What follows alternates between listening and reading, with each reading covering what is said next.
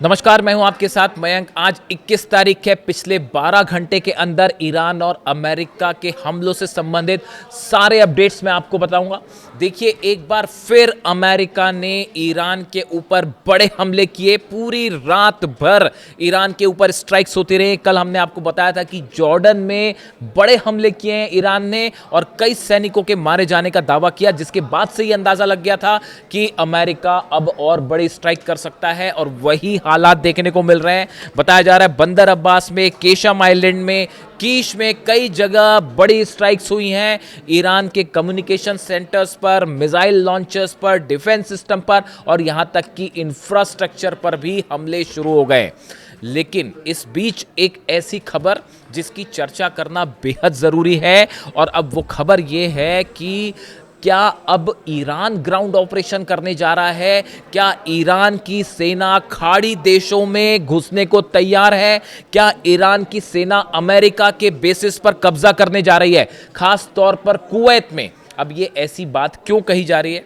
देखिए, मैं लगातार आपको ये बात कह रहा था कि अमेरिका की तरफ से जो स्ट्राइक्स हो रही हैं, खास तौर पर हॉर्मुज के आसपास, आप देखिए खार्ग आइलैंड पर हमला हो रहा है, कीश आइलैंड पर, केशम आइलैंड पर, अबू मूसा पर, बंदर अब्बास पर। ये जो हमले हो रहे हैं, इनका एक पैटर्न है।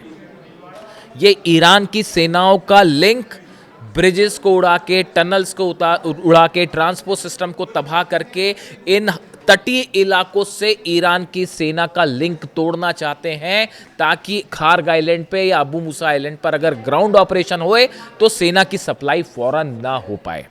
देखिए, इसको लेकर तमाम थ्योरीज जो है वो सामने आ रही हैं। अगर आपने सेकेंड वर्ल्ड वॉर की अगर आपने हिस्ट्री पढ़ी हो कि किस तरह से ऑपरेशन सेकेंड वर्ल्ड वॉर के दौरान हुए थे, देखिए ओवरलॉर्ड एक ऑपरेशन हुआ जो कि सेकेंड वर्ल्ड वॉर के समय ऑपरेशन हुआ था, जिसमें जर्मनी पर जो हमले हुए, जर्मनी के खिलाफ अमेरिका, फ्रांस, ब्रिटेन, इन्होंने जो हमले किए, इन हमलों का जो पैटर्न था, बिल्कुल वही पैटर्न अब अमेरिका ईरान के खिलाफ इस्तेमाल कर रहा है।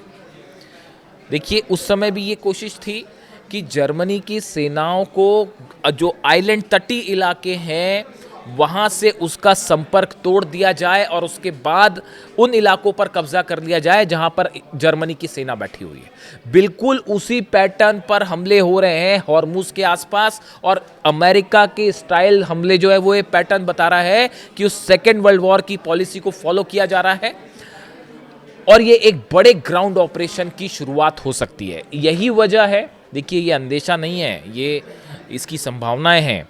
ब्रिगेडियर जनरल रुहुल्लाह नूरी, ये आईआरजीसी के डिप्टी ग्राउंड फोर्सेस कमांडर है। जो आईआरजीसी की ऑपरेशंस करती है, ईरान की आईआरजीसी जो है सेना जो है जो ग्राउंड ऑपरेशन करती है, इसके डिप्टी कमांडर हैं, मतलब सेकंड इन चीफ है। अब ये क्या कह रहे हैं, इनकी बयान सुनिए। Brigadier general Ruhollah Noori said Iran's forces are prepared to neutralize any enemy incursion immediately. वो ये कह रहे हैं कि अगर अमेरिका की तरफ से कोई भी ग्राउंड ऑपरेशन हुआ तो ईरान की सेना फौरन जवाब देगी। पहला बयान। दूसरा बयान सुन लीजिए। Foreign ministry spokesperson Ismail Baghaei says the United States will face consequences of any adventure to seize Kharg Island in southern Iran. देखिए, इस्माइल बगाई साहब कह रहे हैं कि अगर खार्ग आइलैंड पर कब्जे की कोशिश होती है तो इसका करारा जवाब अमेरिका की सेना को दिया जाएगा और ऐसा जवाब कि अमेरिका की सेना याद रखेगी। अब सवाल यह है, देखिए इसके साथ एक और बयान है, इस्माइल बगाई साहब का ही बयान है।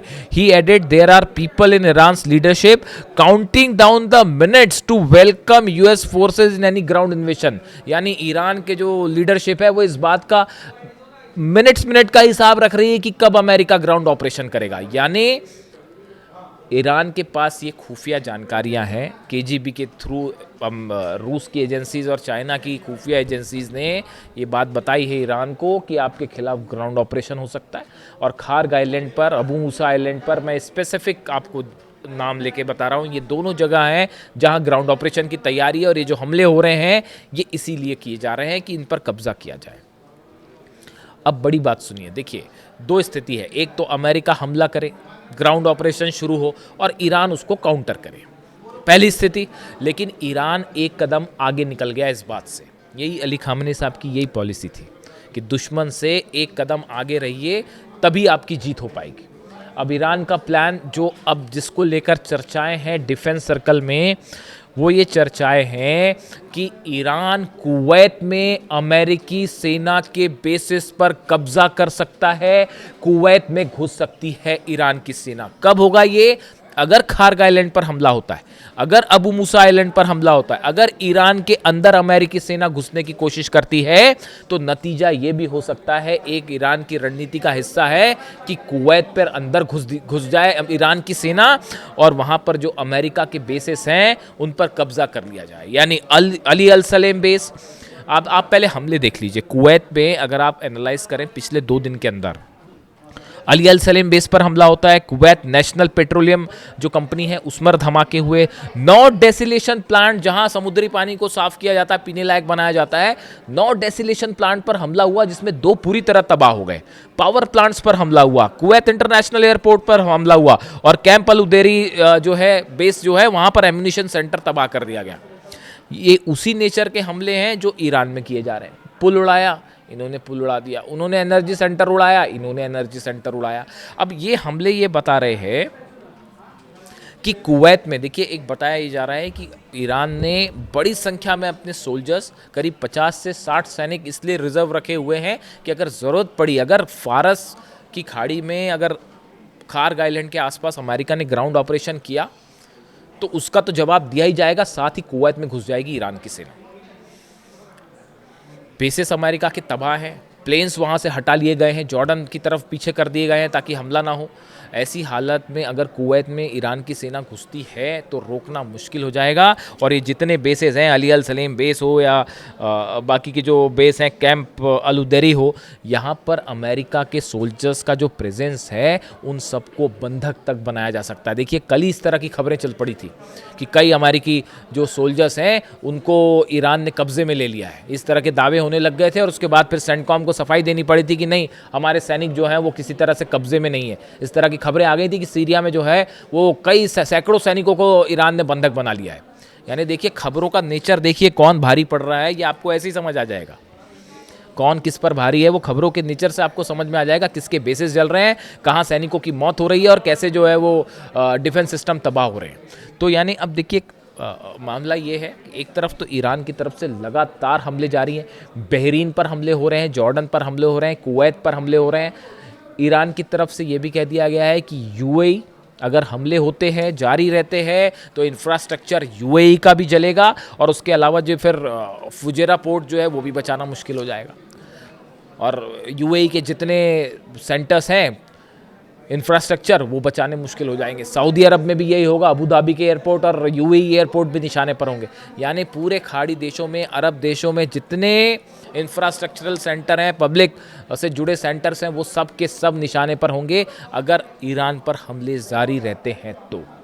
और इसी बीच ईरान ने बड़ा प्लान, देखिए ये जब खबरें इस तरह से आएंगी कि अमेरिका ग्राउंड ऑपरेशन कर सकता है तो इसको लेकर एक बड़ी बैठक हुई।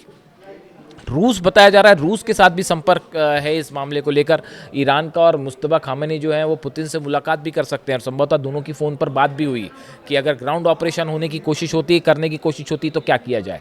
देखिए एक बात साफ है, बात साफ ये है कि जब तक ईरान में ग्राउंड ऑपरेशन आप नहीं करोगे तब तक आप ईरान को किसी तरह से आप रोक नहीं सकते, और ग्राउंड ऑपरेशन करते हो तो बता दिया गया है कि फिर जो है बड़ी कैजुअलिटी होगी। अब देखना यह है कि डोनाल्ड ट्रंप क्या करते हैं, ग्राउंड ऑपरेशन करने की हिम्मत करते हैं या नहीं करते। इसीलिए जो है इस्माइल बगाई कह रहे हैं कि भाई हम तो मिनट टू मिनट गिन रहे हैं कि आप आइए, कब आपका स्वागत है, हमला करके देख लीजिए, ग्राउंड ऑपरेशन करके देख लीजिए क्या अंजाम होगा।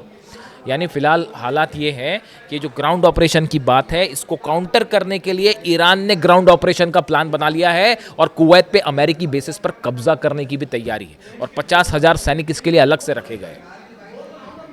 यानी किसी भी तरह का ग्राउंड ऑपरेशन ट्रंप के लिए बेहद घातक साबित हो सकता है। और इस बीच लगातार हमले जारी हैं ईरान की तरफ से भी और अमेरिका की तरफ से। जो अपडेट होगा आपको पहुंचाऊंगा। Thank you so much.